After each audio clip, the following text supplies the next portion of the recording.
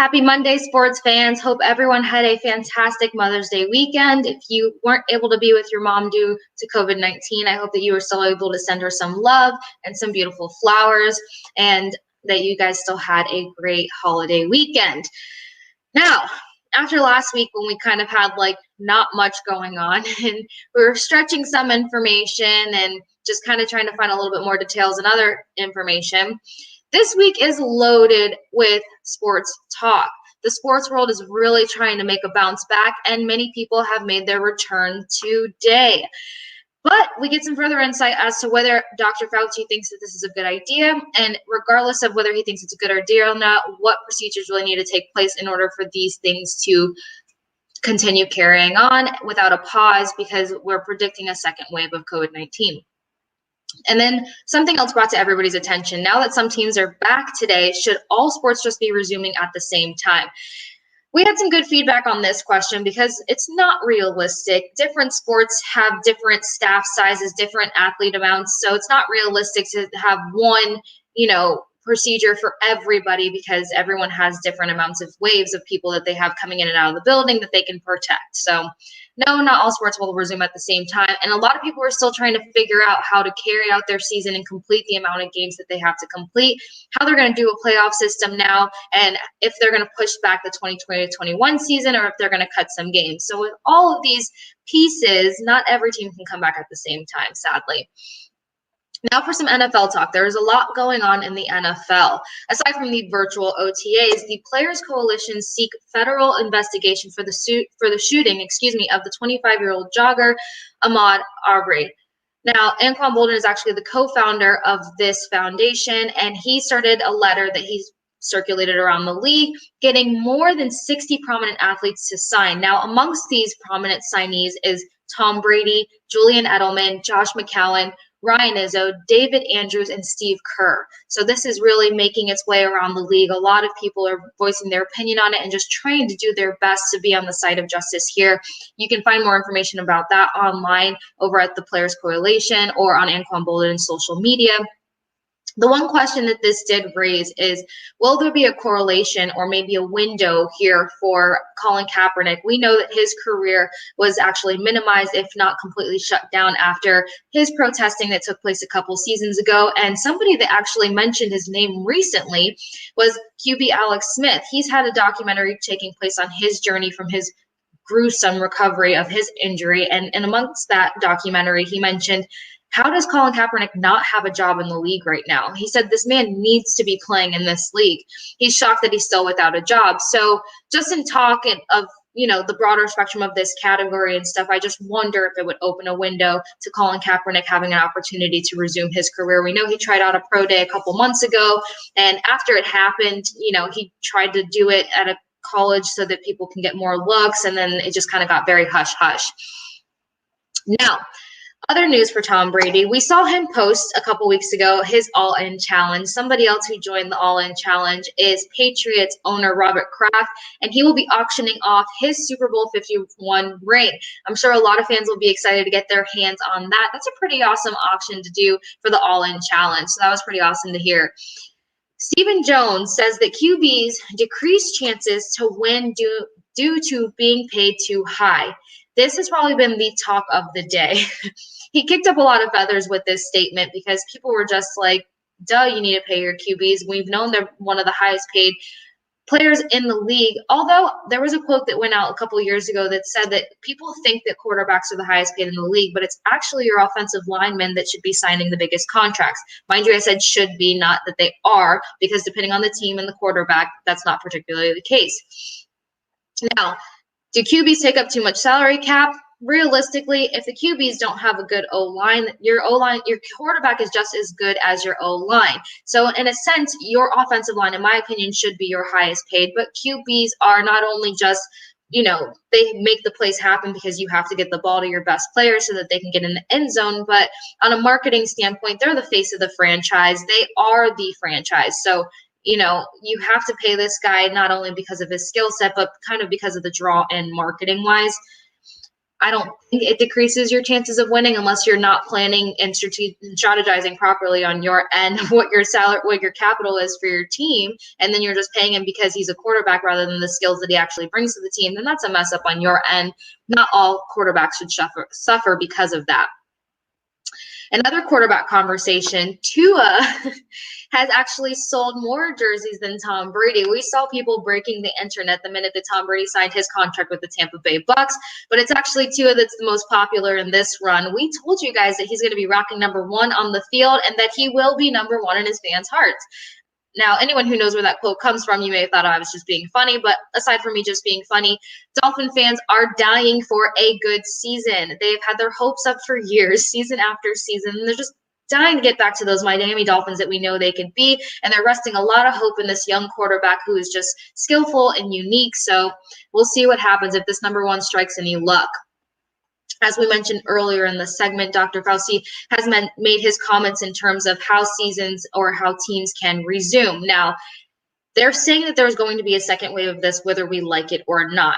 And Dr. Fauci basically said it depends on how we navigate this second wave. They're predicting this wave can come during the summer. And we know that, first of all, the NFL is already doing virtual OTAs, which is heartbreaking. And we thought that they were going to get a chance to maybe get some one-on-one or, small groups like some other teams are doing as well. And they might get that.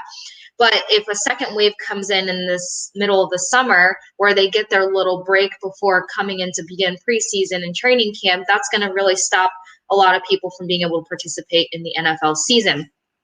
Now, again, depending on how we navigate the second wave in terms of staying at home, being cleansely, and everything else that goes into the COVID-19 precautions, that we could have some fans be in attendance, but he just says that there's too much infection right now for there to actually be a season. His recommendations in order for there to be a season is that testings will take place not only on Saturdays, but on Sunday mornings before games take place. Any player that tests negative can play, obviously. Any player that tests positive, he made a weird comment about can stand on the sidelines. All right, in my opinion, if you test positive, you need to go home. I need to disinfect every area that you had touched and breathed on, and then you need a quarantine for 14 days. So no, not a sideline, go home. But he's the doctor. I'm not. I'm just kind of a germaphobe in that sense. But he just says that there has to be a lot of testing. That's the bottom line. And they're just worried they're very concerned at how realistic it is to get that much testing done. But if you can test players that often, I don't see the problem with it. Also, because I'm just itching to have sports back, especially the NFL season. I can't imagine the NFL season coming and us not being able to participate in it. We did mention a couple of weeks ago, or maybe last week, that Miami Dolphins are actually talking about the fact that they will have fans in their stadium. They'll just utilize social distancing. Their stadium typically holds 65,000 people. If you only let in about 20,000 people, you can space out rows, you can space out seats. Would you guys kind of be up for that? Would you feel comfortable if you were one of the people that it was like first come, first serve 20,000 fans? Or do you guys just are like, I'll watch it from home just to make sure everything's okay? I actually am really intrigued to hear the feedback on this because, as media, we can kind of socially distance more and, better than being in a stadium of 20,000 people. But I don't know. I think I might be okay with going with less people, separate rows, separate seats. Now, as the NFL talk continues, because like I said, there's a lot going on, people are freaking out that Jadeveon Clowney is still a free agent. Why is this? We know that he is a beast coming off the edge, but sources say that he's actually still a free agent because his asking price is too high. Now, teams say that he's had an unproductive year due to a nagging core injury, and Clowney is asking for too much money in contract negotiations. This is my question for everyone. When you come out playing to a certain standard, to a certain level, he came out of college as an above average athlete, as a beast, as somebody in his own category with his own skill set. Not many DNs could touch him. When you come out playing to this level, is it really asking for too much years down the line to maintain that kind of pay? If you put age in the category, if you put, injury in the category, what your body is enduring every single season, is he not worth that much money anymore because his statistics went to average from above average while working through an injury? Or, do you get paid based on what you're putting out on the field? And that's just the bottom line. So it's really interesting to see because not all athletes can play to such an above average standard. Like, you come out of college at 21, 22, 23, you have a different mindset. A good example of this is in Gronkowski's interview intro to the Bucks. He mentioned that he had a whole different mentality when he was a younger dude in the league. He's like, you're not really thinking about the health of your body. You're just thinking that you want to get out there and just get stuff done. Like, it does at all costs, basically. Like, you're not taking care of injuries the way that you're supposed to. You're not taking care of your body the way you're supposed to. So as you get older, and in Gronk's case, try to resume your career, you're more health conscious, you're more preserved, and you analyze more what risks to take and what risks not to take. So, translate all of that to Jadeveon Clowney's situation. He had 31 tackles, 3 sacks, 4 forced fumbles, 13 hits on a quarterback. That's still pretty amazing statistics for a DN also working through an injury the entire season. So in short, is he worth the money? They haven't released any numbers, but is he still worth the high price that he was a couple years ago, or should he just die down on the price and get on with his career? Speaking on getting on with your career and other free agents, first and foremost, happy birthday, Cam Newton. Today he is celebrating the big 3-1, and I'm sure that's kicking up a lot of questions as to where his career is going, how much further he has in his career, and who's he playing for next? He is still a free agent. Is it time for him to just choke up his pride and decide that he's going to be a QB2, especially after seeing Andy Dalton turn into a QB2? I mean, at this point, it's like any guy at the QB position with the skill set that we know is very capable of taking a team somewhere are turning into QB2s. So if he ends up being a QB2, what team should Cam Newton, I don't want to say settle for, that's almost kind of rude, but what team should Cam Newton settle for? Now for some NHL chatter. We talked about last week that the NHL had gotten together and discussed a 24-team playoff format. Now, they have dug into that a little bit deeper, so some more details have come out in the facts of they're looking to reopen facilities and do small group training mid to late May. So in the next week or so, we should see some hockey guys getting together and getting their training on. As for the 24-team playoff format, you'll have to excuse my eyes because this is a lot of information, but they're looking to do 4 league cities between the U.S. and Canada to host division-based playoff tournaments. Each of the league's 4 divisions would be assigned a city or hub with the top 6 teams from each division qualifying for the postseason and reporting to their respective hub. Each division's number 1 and number 2 seed would play each other best of 3 series to decide a winner. Each division's number 3 seed would play the number 6 seed, while the number 4 would face number 5 in a best of 3 for the right to keep playing. And they would leave 4 remaining playoff qualifiers from each division, 16 total playoff teams, in a seeding structure to play a more traditional Stanley Cup playoff tournament. Well, mouthful of information, right?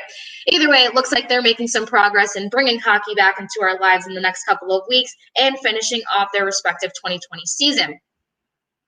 Now, in talks of finishing off the season, we know that the NBA tried to resume opening their practice facilities on Friday. There has not been much conversation on how that has actually gone, but there hasn't been many complaints either, so we can say that it's been safe for players to start getting together and heading to the NBA facilities. Now, we know that Mark Cuban spoke out to the fact that he didn't think that was wise, and how heavy his opinion may or may not have weighed over that decision is still up in the air. Commissioner Adam Silver suggests that there should be absolutely no fans for the 2020-2021 season. He's been obviously having to really calculate what's going to take place with this second COVID-19 wave, and he's projecting a loss of 40% of revenue. He's finding it very hard for them to be able to resume with fans because in all reality, they're going to need about 15,000 tests to resume and complete this season right now. So if you need 15,000 tests just to complete this season, and talks of what you're going to do for next season just seems very overwhelming, because we're talking about finishing a percentage of games where he has to look at the big spectrum of finishing an entire season, and he needs his players to be getting tested because that's the best way that they can minimize risk right now. He said the bottom line is that it's all about testing until there's a vaccine or some kind of cocktail. Don't know what that was about. Preventing people from dying from this virus. We are going to be dealing with it collectively, and the best way to get through this issue is with testing. At the end of the day, he doesn't want to put his players in any kind of situation that will make them uncomfortable. So We will find out what happens in terms of them not only resuming the 2020 season, but the 2020 to 2021 season. As we've discussed a lot, it looks like regardless, there's going to be no fans in the mix, but some teams look like they will try to do or practice social distancing with fans. It's just going to be first come, first serve basis. Now, MLB. You got some happy guys in the MLB. Owners got together earlier today, and they discussed and confirmed that the new opening day date will be around July 4th, and that guys will return to spring training 2.0 in mid-June. So the MLB has got something to look forward to in terms of resuming their season. You had some people kind of take to Twitter and Facebook today, not so happily, saying that they feel like this was a money-based decision. They don't really think that this was in the best interest and that it's not being handled correctly. Well, owners came to the table and really were transparent to the fact that they're fearful of the deep financial losses that they will be taking. The next negotiations that will be taking place are how people will be getting paid. They are discussing doing a 50-50 revenue split between themselves and the players. We'll get more information on that as it surfaces. We haven't touched on UFC. There was supposed to be 249 months ago. They were doing it in an undisclosed location. No matter what, they were still doing it. Then that got shut down clearly. And then, as you guys know, there was some good fighting to watch, but McGregor wasn't a fan of it. And you can tell that he's itching to get his fight on. He took to Twitter to say, well, actually not to say, to demand an interim lightweight champion fight him. He wants Justin to meet him in the ring. At first, he was all about the fact that sports are what they are because of the fans. Fans make the sport. But after watching the fight, he said that it would be his pleasure, that pause was for McGregor language that we all know exists, to display the power I possess with zero background noise for them. Justin's no danger. He's just a man that hugs with huge legs, and he can handle that.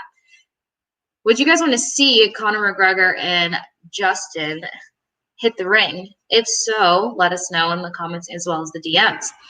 Now we head across the pond for what I think is exciting news, but if you guys saw across social media today, there were many smiles and there were many concerned faces.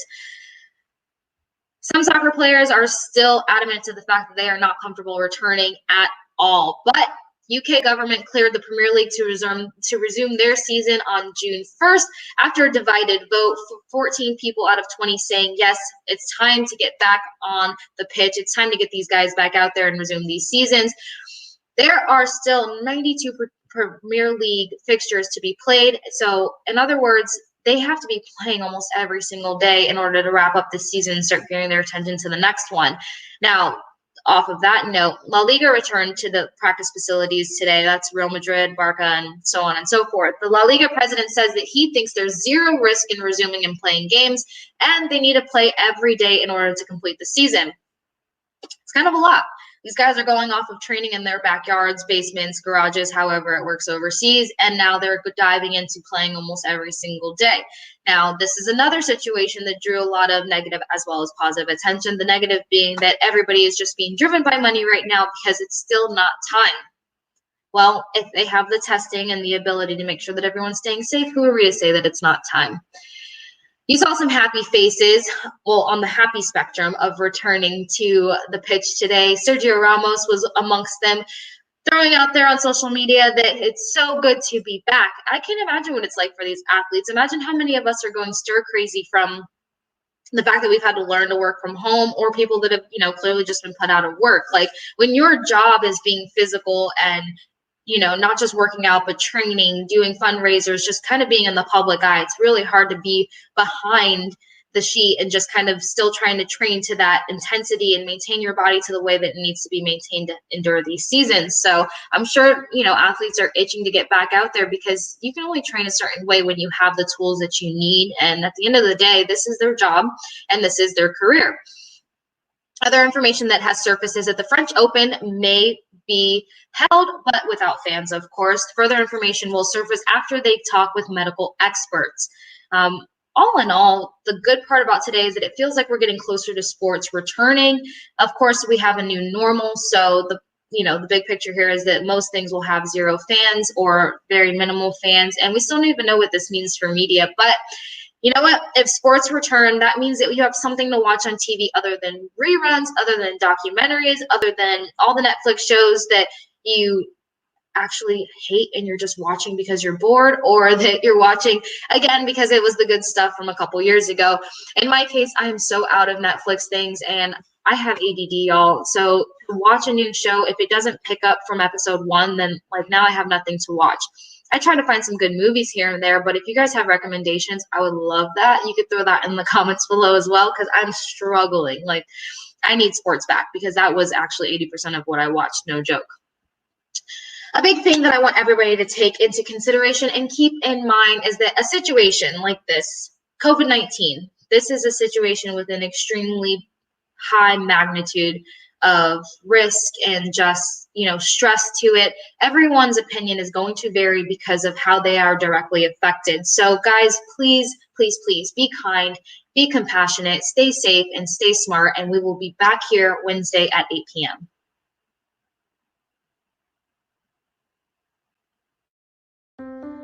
At Duke Energy, we deliver electricity and so much more, like free home energy assessments, rebates for energy-saving improvements, payment options to help you better manage your budget, and even bill credits for helping the community use less energy. So no matter what you're doing, we can help you make better energy choices every day. It's just another way we bring power